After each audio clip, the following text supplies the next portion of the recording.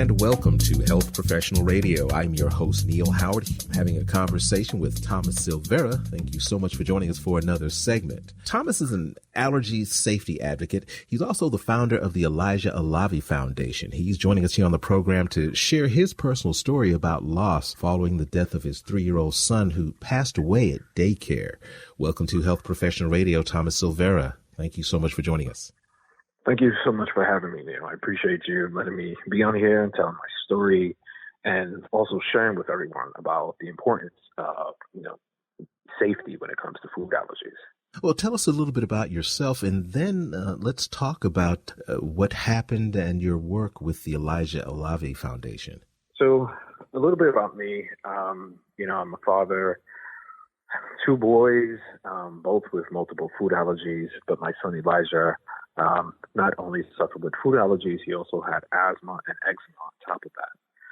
And, in the process of being, a new dad and navigating the life of children with food allergies and other ailments, it was one of those things that could seem cumbersome, but at the same time, it was a way for me to understand and more in depth of how can I manage or mitigate any risks to keep my children safe.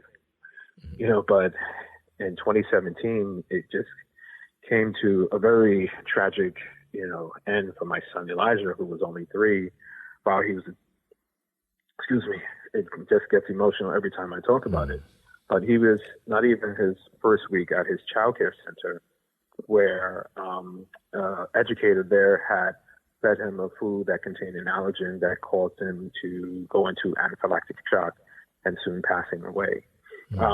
Also with them understanding that he does have these multiple food allergies, they did have all the information that was needed. And they also provided us with in detail stating that they do understand how to act in the event of emergency to save a child's life if they have to. But they have failed on that part because we dotted all our I's and crossed all our T's with all the information that was needed to provide to the child care center. And it had come to the death of my son. And from that, it was just one of those things that just tore my family apart, and not just my family, but also friends and, everyone else. Just to hear such story and, something that could have been easily preventable. So from there, my wife and I, we just noted that there was something missing in the legislative process when it comes to New York State and also throughout the country. So what we did, we went to our local elected officials, Assemblyman Al Taylor and also Senator Brian Benjamin, and we brought this information to them. And them being unfamiliar with food allergies, we had educated them on the need of this type of basically law that has to put protection for children when it comes to food allergies. So we worked tirelessly, grassrooting everything to get this legislation passed in 2019. And in early 2018, we started the Elijah-Alavi Foundation in honor of my son in order for us to provide this type of this type of a piece of legislation and advocacy and education to provide to communities at large who don't understand or know what to do in the event of a situation like this happening. With more than one child having multiple food allergies, were you always an advocate for raising awareness of some of these life-threatening allergies, or is this something that happened as a result of your loss? I mean, with that many kids, obviously you were focusing all of your time on your own children, but had you talked with parents or anyone else concerning any problems or concerns that you all might have had collectively as a community of children with allergies? Yeah, interesting question. It's when both my sons were diagnosed with food allergies, and the community that I lived in, with their pediatricians and so forth, the information given to us was not really sound. Even in the school system, they can basically just tell you, oh yes, we understand and we can help in the event of something happening. But when it comes to taking action in the event of emergency, it doesn't happen. I was an advocate within my own circle, with my family and my friends. If my son was going to a party, we had to advocate for them and make sure that he had safe food, make sure they understand, like in the event if he comes in contact with a food, what to do in the event of emergency. Mm-hmm. I was an advocate only at that level. But after my son had passed, I understood that there needs to be more of this. There needs to be more advocacy and people to understand how severe food allergies are. How difficult is it to identify these allergies at such an early age? At such an early age, a lot of it's basically through introduction. So if a child who is an infant, as they age in life, within months, you're unsure of what they're allergic to. So if I feed my son, say, oatmeal with grapes, and all of a sudden he has a reaction, we're not sure what was the reaction to. So there are a bevy of tests that, you can take your child to get tested for multiple food allergies. But at an early age, it's like it happens through introduction. And then that's the scary part because you have no idea what is next that he can be allergic to.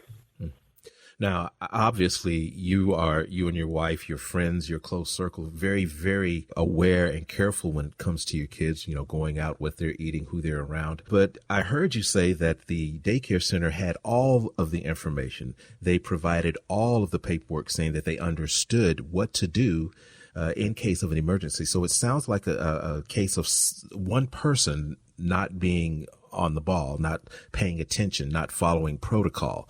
But what about parents, people that don't have children with life-threatening allergies, but may spend time around kids that are living with this condition, such as that negligent daycare worker? What do you say to them? How can they become more aware and pay more attention?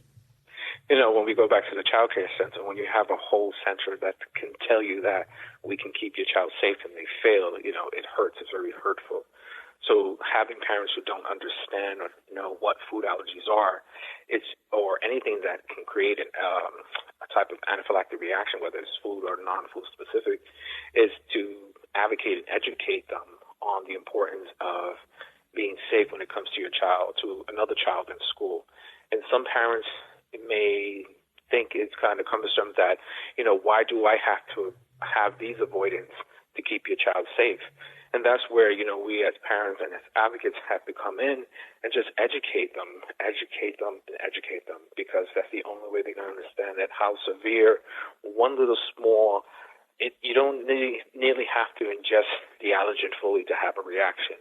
Mm-hmm. And it's like just getting parents and everyone involved.